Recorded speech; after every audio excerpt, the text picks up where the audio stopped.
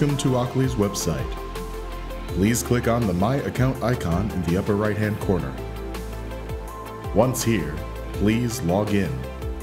This is your account dashboard. To continue, please click Customer Portal. Welcome to your Customer Portal.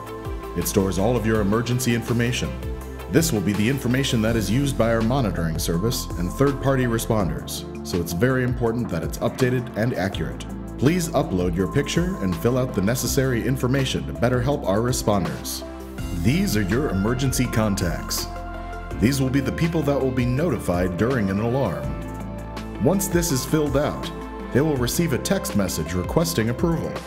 If they accept, these red circles will turn into green check marks. If not, it will remain red and they will not receive notifications that an alarm has been triggered.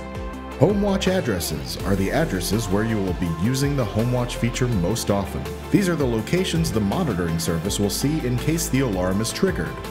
Your GPS signal could be inaccurate based on what type of structure you are located in, so we use addresses in order to be extra accurate. Your alarm cancellation code is your 4-digit PIN used to cancel your alarm, to turn off your blink, and unpair your device. The code below that, which is 1 digit higher, is your duress code in case of emergency. If someone forces you to shut off the alarm and you are still in danger, enter your duress code.